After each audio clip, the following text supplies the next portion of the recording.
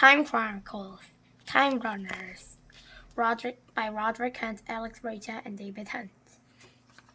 Before you begin, dear reader, before you begin this chronicle, you should know that Biff, Chip, and Kipper and friends are training to be time runners.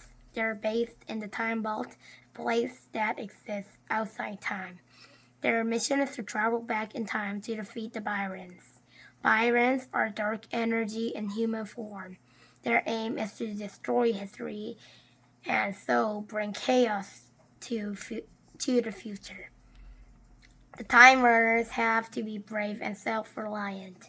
They have a jab trap, which is a device to capture the Byrons. They also have a link, which is a bit like a mobile phone disguised as a yo-yo. The link lets them communicate with the Time Vault. Apart from that, when on a mission, they are very much on their own. Theodore Murtlock, Time Guardian. The Senate building, Rome, 44 BC. Rome didn't have a king. Instead, Roman citizens voted for two councils of leaders called the Assembly and the Senate. It was their job to discuss important issues and make laws. Chapter 1. Chip couldn't sleep. Living in the Time Vault was exciting enough, but now they had started training to fight the Byrons. There were so much to learn as well. With a sigh, he sat up and flicked a switch. The lights in his sleeping pod glowed. He picked up his training manual and began to read. As he read, Chip held the communication link in his hand. He couldn't wait to use it for real. He couldn't wait to become a time runner. Chapter 2. The day's training began in the laboratory. "You look half asleep," said Nina as Chip shuffled in late. "At least you got up," said Wilf, closing his locker. "Tyler must still be in bed." At that moment, the door burst open. It was Smartlock. Behind him, something zoomed into the room. "Tyler!" everyone gasped. "And his new techno chair," announced Murtlock. Tyler turned suddenly and then skidded to a stop. "Do you like it?" he grinned. Murtlock belted. "Now I'll be able to do anything you lot can." "And a lot more," smiled Murtlock. "Impressive," said Nadim. Everyone gathered around Tyler. Chip looked at the control panels on the chair. "What does this one do?" he asked, pushing one of the buttons. "No!" yelled Tyler, but it was too late. Tyler shot backwards and slammed into the lockers. Immediately, the chair lurched forward. "Whoa!" giggled Tyler. "Stop!" They all laughed at the sight of Tyler zipping wildly across the laboratory, but suddenly the laughing stopped. Tyler was heading straight for the bow where the captured Byrons were held. They held their breaths as he plunged into the side of the bat with a loud crash. The glass bat shuddered. The black matter stirred, sparkling and hissing angrily inside the glass chamber. Everyone rushed to help Tyler. "Even behind the glass, those Byrons are scary," Tyler said in a shaky voice. The bat slowly settled with a quiet hiss. Murtlock quickly checked it. "It seems all right," he said. "No harm done, but we must be careful near the bat." Chapter 3. The training carried on all day. There was a lot to learn about the link. As he listened, the team flicked up the secret lid and studied the tiny screen and keyboard. But Tyler couldn't concentrate. He tried to listen to Murtlock, but something was bothering him. He kept thinking about the Byrons and how frightening they were. Finally, Murtlock said, "So, remember, with the link, you'll be able to talk to the Time Vault when you're on a mission. The link also sends and receives text downloads." He looked around the room. "Any questions?" Tyler put up his hand. "I'm worried. We can't use the links to protect ourselves against Byrons, can we? He asked. We've been lucky so far, but we won't always be. The others agreed. Yeah, said Nadim. I mean, how are we supposed to trap them and bring them back? Mortlock nodded thoughtfully. It is time to show you, he said. Let's go. No one had noticed, but all this time the Byron bat had continued to hiss quietly. Something was not right. Chapter 4. Everyone followed Mortlock into the library. At the far end, he stopped and pulled a large book away from the shelf. Immediately, the whole bookcase juddered and then slid inwards like giant doors. Beyond the bookcase was a dark space. Morlock stepped into the darkness. Lights linked on to reveal a large room. The bookcase doors closed behind them. This is the control center, said Mortlock. In the center of the space, on a desk, was the time web. A mass of glowing threads shimmed gently. In front of it was the matrix, and beside it was a globe that glowed with a faint light. Mortlock pointed at the open tubes that dropped into the space. There are chutes. He explained that they were connected to the sleeping pods. With these, you can get here in seconds, smiled Mortlock. So that's what the chutes are, grinned Wilma. Cool. Next, Mortlock slid open a drawer in the desk. He took out a silver ball and held it up. This is a jab trap, he said. They are used to catch Byrons. Mortlock began to explain how they worked, but Chip's mind wandered. It had been a long day. Sleep. The thought of it made him yawn. Mortlock stopped talking. He smiled at Chip. Perhaps we should all get some rest. It's been a long day. Mortlock began to hand out jab traps. Tomorrow I'll show you how they work.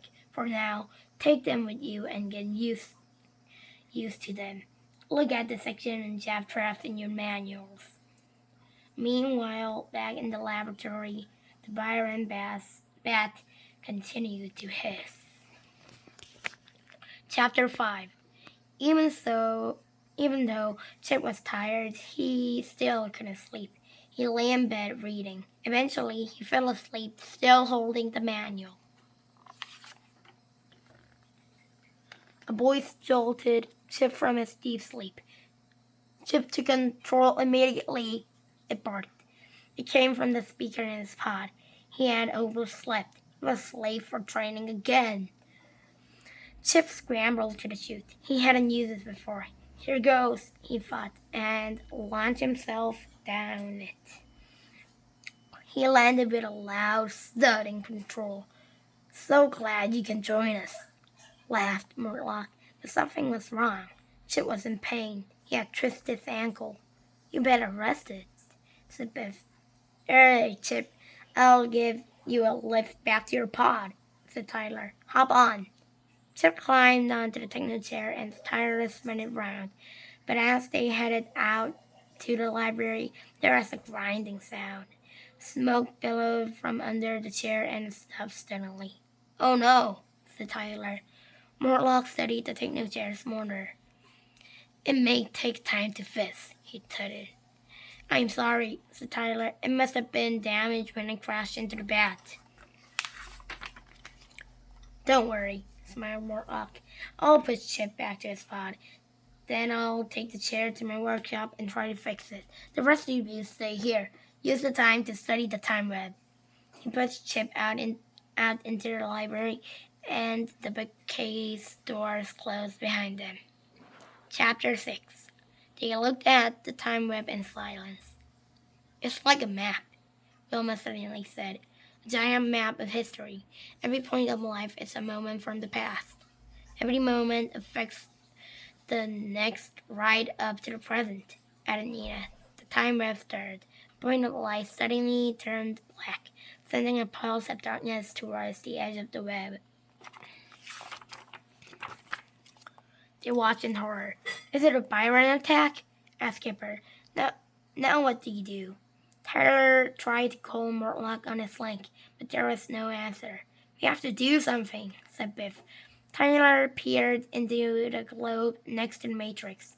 Ancient Rome, 44 BC. The Byrons must be attacking, he gasped. You have to go now. I'll stay on control.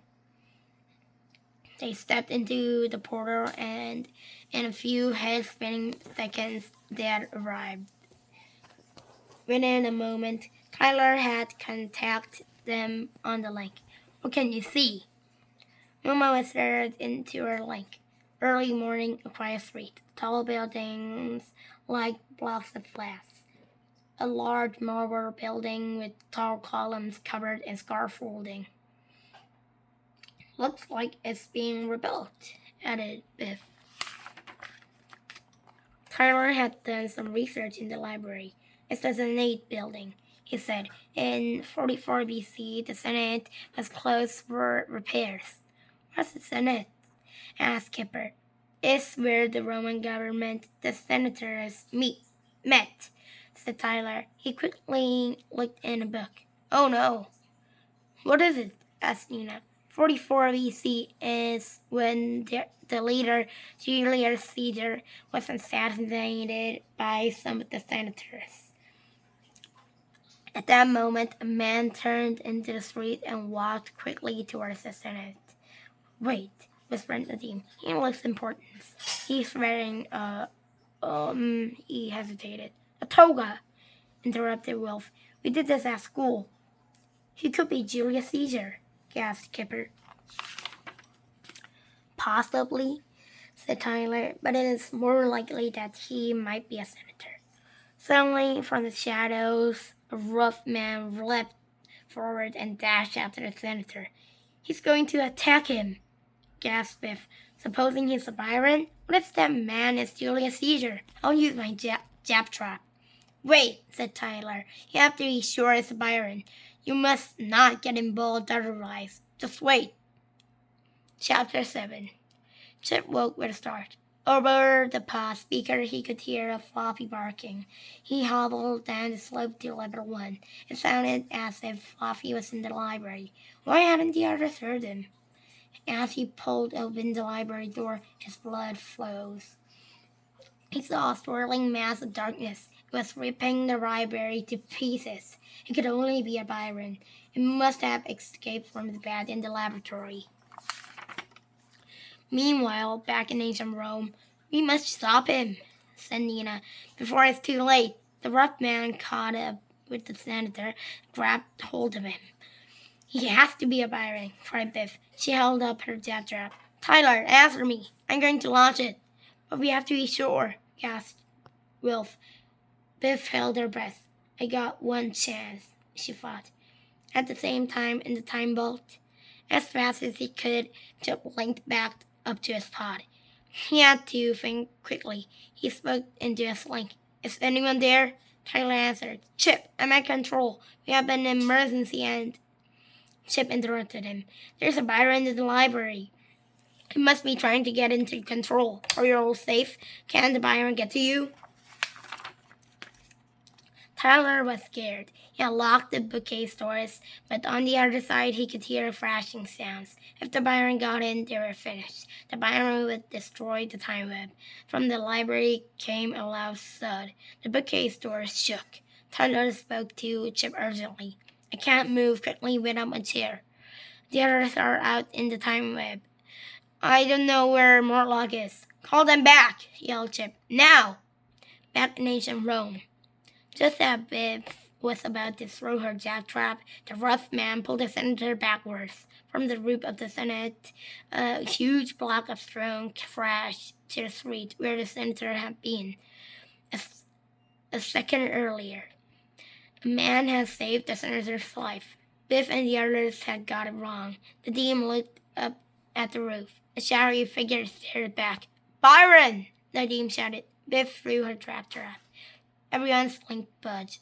It was Tyler. Emergency! Get back now, he said. Chapter 8. Chip could hear the crashing below his pod. It was getting louder and more frantic. He hadn't been able to contact Mortlock either. Suddenly, Tyler's voice burst from Chip's link. I called them back, but maybe it's too late. I think the Byron's about to break through. Oh no, it's... Then silence. Chip clasped his death trap. I got one chance, he thought, and he threw himself down the chute. He hit the ground hard. His back leg buckled under him. Out of the corner of his eye, he glimpsed the Byron. He launched his death trap as he fell. As it flew, it opened up and released a bolt of plasma. Instantly, the Byron froze. It was stuck into the trap, which snapped shut. You're history! Chip screamed. Chip had fainted with pain. He came round and saw everyone looking down at him. Mortlock held Chip's death trap, which had trapped the Byron. He smiled gently. I'm sorry I wasn't there for you, he said, but I had to deal with the bat, and it must have been damaged by Tyler's tear. There were other Byrons trying to escape from it. Mortlock took Bip's death trap, but you dealt with it. Well done. You just proved you're ready to be time runners. Tyler's mission report. Location, Ancient Rome. Date, 15 March 44 BC. Mission stages, open and unfinished. Byron status. Biff and Chip jabbed 2 jab traps. Notes. Time runner training completed. One of the hardest things to learn is how to judge a situation. Things can look very different depending on your point of view. The way you see something might not be the only way to look at it. Good job, Biff didn't throw her jab trap at the man she thought he was attacking the senator. She hadn't seen that he was actually trying to save the senator. The trick is not to make up your mind too quickly. Always try to see things from as many points of view as possible. Fan of Tyler. History downloaded. Rome. The ruins of the Senate building. Rome was a place, but it was also an idea. It was not only Rome itself that grew from a few villagers to a magnificent city. The idea of Rome, the Roman way of life, spread out to the furthest points of the known world. Through these places would become Roman. They were not Rome. There were only one Rome, and for many centuries it was the capital of the world. So in order to rule, Rome had to keep a very powerful army. Yet the strange thing is, for many centuries, Rome had no overall leader. So who made all the decisions? It was the people themselves. Romans voted for their leaders, called the Assembly and the Senate. The idea that people were in charge was very important to the Romans. So when an army leader called Julius Caesar became too powerful, the Senate became worried. They decided that the only way to stop Caesar was to assassinate him, Julius Caesar. So on March 15th, 44 BC, more than 60 senators waited for Caesar at the Senate, with daggers hidden beneath their togas, ready to kill him. The end.